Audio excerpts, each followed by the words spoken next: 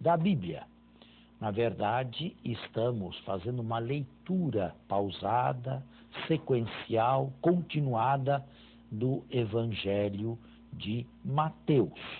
É claro que eu procuro um tom médio, nem muito elevado, nem muito baixo. Não se trata aqui de um sermão, de uma pregação, mas também não uma aula muito pesada.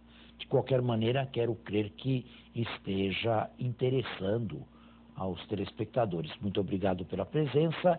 E nós tínhamos parado exatamente aonde?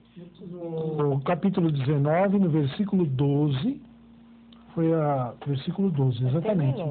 Terminou então, 12. Mas eu acho que eu não falei tudo o que Isso, gostaria. O senhor ia falar alguma coisa sobre o celibato. Quer ler para mim, por favor, o 12? O 12. Pode ser do 10 em diante? É melhor. Pode, mas eu vou explicar mais o 12.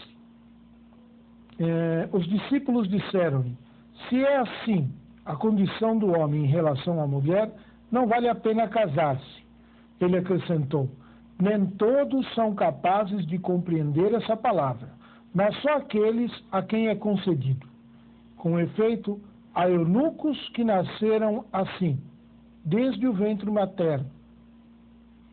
E há eunucos que foram feitos eunucos pelos homens. E há eunucos que se fizeram eunucos por causa do reino dos céus. Quem tiver a capacidade de compreender, compreenda. Bem, a respeito do divórcio do lado masculino, porque Mateus só trata do lado masculino, não do lado feminino, eu acho que já falei e já dei explicação no programa passado. Sim. Foi assim? Então não é preciso voltar a isto. Eu tenho impressão que também elucidei aquela famosa exceção de Mateus, a não ser em caso de porneia. Porneia é uma palavra grega. Eu acho que expliquei também, não é? Que, ao que tudo indica, aqui deve ser traduzida por união ilegítima, entendendo-se por união ilegítima, união entre consanguíneos. Exato. E neste caso, não haveria divórcio, porque sequer teria havido matrimônio na concepção judaica e cristã. Mas faltou este último logionzinho de Jesus, que Mateus certamente era veiculado independentemente, mas Mateus uniu ao final desta catequese de Jesus sobre o divórcio, a proibição do divórcio. Há eunucos que. Eunuco é uma expressão, é um vocábulo que, dizendo tudo em poucas palavras, quer indicar aquele que é impotente sexual. Naturalmente, esta palavra, este vocábulo, convém apenas aos homens, aos varões. São estes que podem ser impotentes sexualmente falando. Primeiro tipo de eunucos são aqueles que nasceram assim, diz o texto. Bem, todos aqueles que no passado e em todas as épocas não têm capacidade de ter relacionamento sexual. Agora é interessante. Isto para nós é uma anomalia que certamente é pesada, não é? É pesada. Quem nasce assim, quem não tem capacidade de relacionamento sexual, é uma coisa pesada. Nós não temos parâmetros. Mas no passado ainda era terrivelmente pior. Sabe por quê? Porque de acordo com a Torá, ou com uma visão da Torá, eram malditos. É uma árvore que não deu fruto. É alguém que não pode, em vida, observar o primeiro preceito que Deus, Criador, deu: crescei e multiplicai-vos, e dominai a terra. Profunda tristeza. Por causa disto, os judeus viam esses eunucos, esses impotentes, de uma maneira muito depreciativa. Era quase que uma maldição. O correspondente disto, feminino, que também no Antigo Testamento era uma maldição, era a esterilidade. A esterilidade da mulher. Hoje nós sabemos que pode ser estéril, sexualmente falando, tanto o homem quanto a mulher. No passado, a esterilidade era limitada, ou se imaginava que apenas as mulheres pudessem ser estéreis. Na Sagrada Escritura, Deus fechou o útero de Sara, para que Sara não pudesse dar à luz. Era estéril. Era também uma maldição para a mulher ter que sair deste mundo sem procriar, porque a vocação da mulher é ser mãe e ter filhos, e criar filhos. Esterilidade para a mulher, impotência, diríamos hoje, para o ser humano. Agora, existe um texto de Isaías, capítulo 56, se não me falha a memória, que é mais favorável aos eunucos, aos impotentes.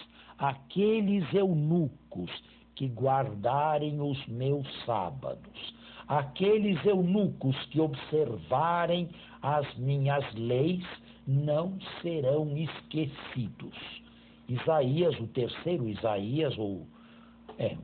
Isaías é mais aberto, mais favorável do que o Deuteronômio, a Torá, ao problema dos impotentes sexuais. Bem, isto com relação ao primeiro tipo. Segundo tipo de eunuquia, são aqueles que foram castrados pelos homens.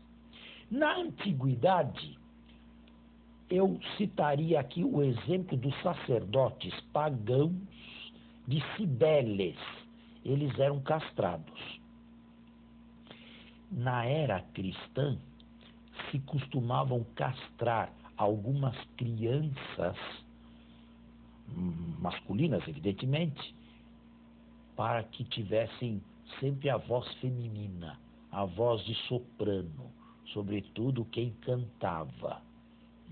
Mas isto é uma tragédia, não é? Até uns 400 anos atrás se fazia isto aqui. Este é o segundo tipo de eunucos, aqueles que foram castrados pelos seres humanos. E agora vem o terceiro, que é o que nos interessa mais. Esse terceiro é uma surpresa. Ninguém espera. Ninguém esperava. Conheciam o primeiro e o segundo, mas o terceiro não. E existe um terceiro grupo de eunucos que se castraram a si próprios por amor do reino dos céus. Bem, a quem Jesus se estaria referindo? Provavelmente a si mesmo. Olhem, Jesus naturalmente foi um homem sexuado. Ele tinha sexo, como nós temos sexo. Para Jesus, o sexo era masculino.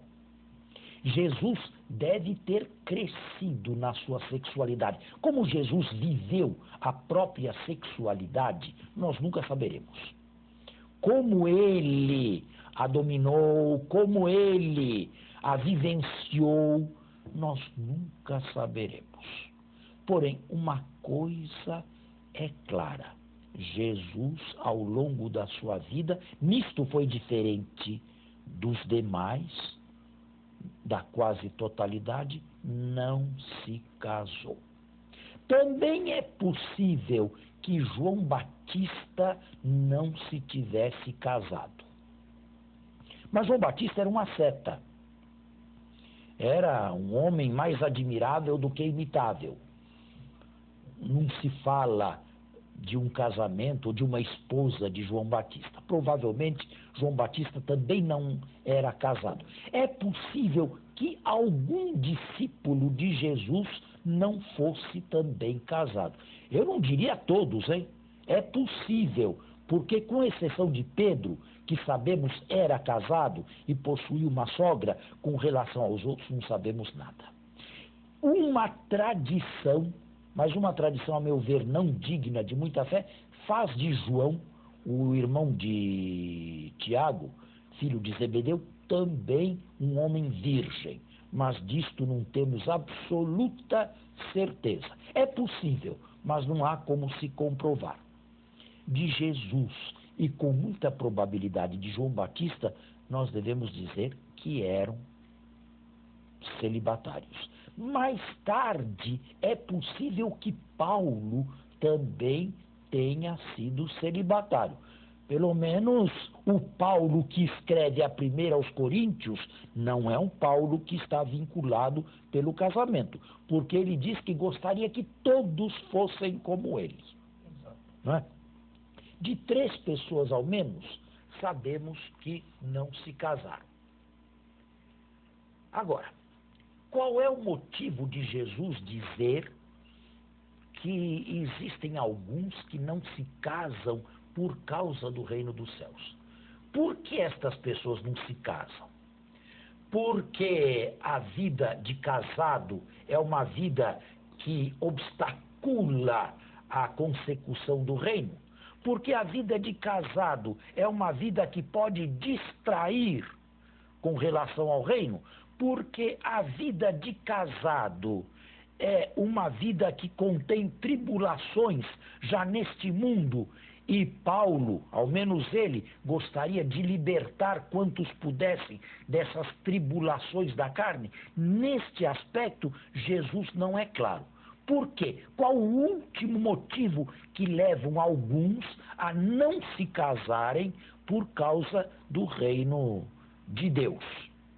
Bem, nós temos que fazer um intervalo aqui, antes de eu dar a resposta, e voltamos no segundo momento. Fiquei então de dar a resposta. É possível, e eu imagino que tenha sido muito provável, que Jesus tenha recebido a pecha de eunuco.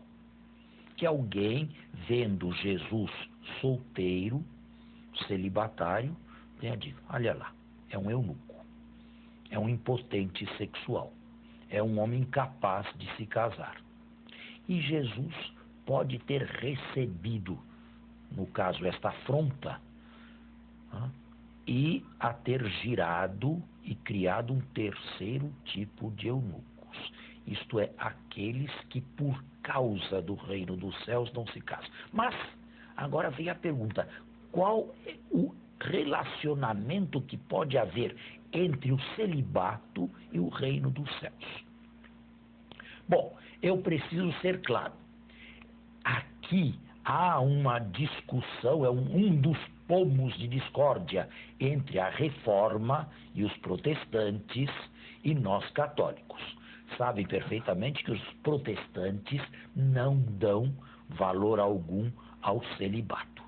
Mas isto desde a época da Reforma clássica e histórica, desde a época de Lutero, que se casou, depois que deixou a ordem e o convento. Eu diria que, bem, mais tarde, o Concílio de Trento, no auge das discussões entre protestantes e católicos, fez a afirmação de que o estado de celibato é superior ao estado matrimonial. É uma afirmação de Trento, do magistério da Igreja, que nós devemos acatar. Agora, em que se pode ver a superioridade?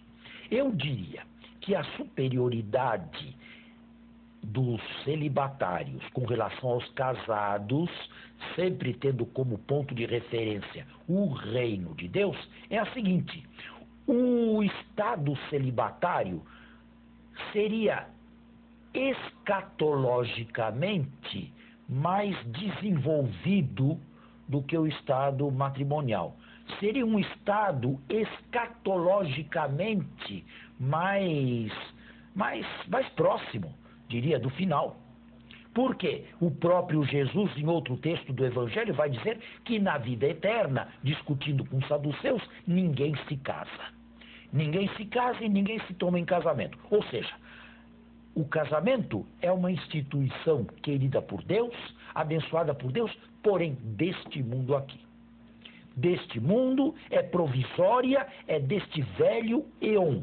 No novo eon, na vida eterna, não haverá mais este tipo de união entre homem e mulher. Diz lá Jesus, todos serão como anjos de Deus. Por causa disto, e levando em consideração o que Jesus fala lá, eu acredito que a superioridade consista nisto. Repito, o estado celibatário escatologicamente mais avançado, está mais perto do que seremos no final da história. É escatologicamente mais avançado. É esta terminologia que eu gostaria que o telespectador assumisse. Não se trata, a meu ver, de um estado de perfeição mais avançada. Porque um casado pode ser tão perfeito no seu casamento e na vida cristã casada quanto não casado. Ambos são chamados à radicalidade cristã. Ambos. Não existe mas isso aqui deve ser dito com todas as letras. Não existem duas classes de cristãos. Uma primeira classe de cristãos perfeitos, celibatários, e outra classe de cristãos cotidianos, cristãos banais, cristãos do mundo. Os primeiros não se casam, os segundos se casam. Os primeiros reprimem o sexo, os segundos vão a Deus através do sexo. Isto não existe. Cada um é chamado à radicalidade, seja na vida sacerdotal, seja na vida celibatária, na vida religiosa, na vida matrimonial. A radicalidade existe e a radicalidade consiste ou se atinge no amor, no grau elevado de caridade, e isto é para todos. Agora, uns acham que é melhor para eles viverem a radicalidade dentro do celibato. Outros acham melhor viver a radicalidade dentro do matrimônio.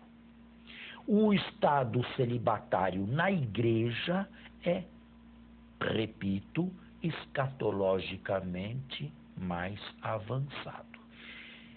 É possível que, diante da grandeza do reino de Deus, diante daquela pérola, algumas pessoas tenham ficado tão fascinadas,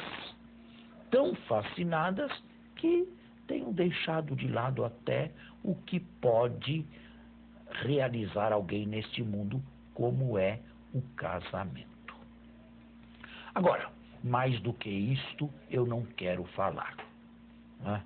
Porque é preciso tomar muito cuidado, em primeiro lugar, para não entrarmos no extremo da reforma. O celibato não tem valor. O celibato é uma coisa absurda. Não. O celibato tem valor. Outra coisa em que eu não quero entrar neste momento, porque nada tem a ver com o texto de Mateus, é se os padres sacerdotes devem ser celibatários ou não. Sabe você perfeitamente, o telespectador também, que a Igreja Católica de rito latino obriga os seus padres a serem celibatários. Ou melhor, dito de outra maneira, ela se julga no direito de escolher seus ministros dentre aqueles que elegeram para si o estado celibatário. Eu não quero entrar nesta questão, porque isto aqui nada tem a ver com o Evangelho, nada tem a ver com Mateus, e é uma disciplina interna da Igreja Católica de rito latino, o que não vale para a própria Igreja Católica, como sabe perfeitamente, de rito oriental. Isso mesmo. Certo? Certíssimo. Agora, que existam pessoas que se sintam atraídas ao celibato por causa de um grande valor, que é o próprio Jesus Cristo, é inegável. Certamente. E eu fico muito feliz em ler artigos de protestantes atuais que afirmam exatamente o que eu estou dizendo. Que eles também não deveriam ser assim tão avessos ao celibato por medo de se tornarem muito católicos.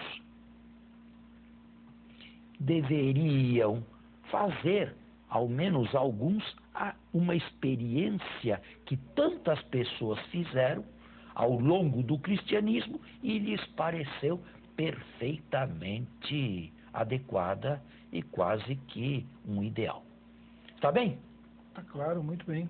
Então era tudo isto que eu gostaria de falar a respeito de celibato. E eunuquia. Agora, lembrem-se, Jesus pode ter sido taxado, acusado, xingado de eunuco. Jesus aceitou o título depreciativo, só que lhe deu um terceiro significado. Ele não era impotente, ele não era um castrado, mas ele estava totalmente entregue ao reino de Deus. Bem, agora continuamos. Muito bem. Do versículo 13. Vamos ler o texto seguinte. Vamos continuar, não é? Naquele momento foram-lhe trazidas crianças para que lhes impusesse as mãos e fizesse uma oração. Os discípulos, porém, as repreendiam.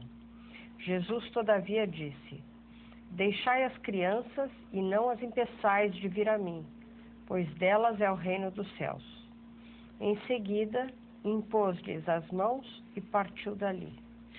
Sabe por que esse texto é importante? Porque muitos se baseiam nesse texto aí para justificar biblicamente o batismo das crianças. É. Eu nunca tinha olhado desta forma. É um dos. Sim. Naturalmente, em Atos existe um outro. Todos da casa de Cornélio foram batizados. Dentre os todos devia haver algumas crianças, mas isso já é mais complicado. Aqui é mais claro. Porém, eu não sou desta opinião, não, de que esse texto aí queira afirmar o batismo das crianças. Houve também na história da igreja uma discussão enorme a respeito de batismo de crianças, de infantes. Neste particular, nós temos os reformadores do nosso lado. Mas quem está do lado oposto e realizou uma guerra ferrenha foram os anabatistas. Já ouviu falar? Sim. Nesta seita, nesta denominação cristã, os anabatistas, para os quais as crianças não têm uso da razão, as crianças nunca pecaram, as crianças não sabem o que é pecado, portanto não é preciso batizá-las antes do uso da razão. Mas agora, para explicar isso aqui, temos que esperar a semana que vem, porque o nosso tempo se esgotou.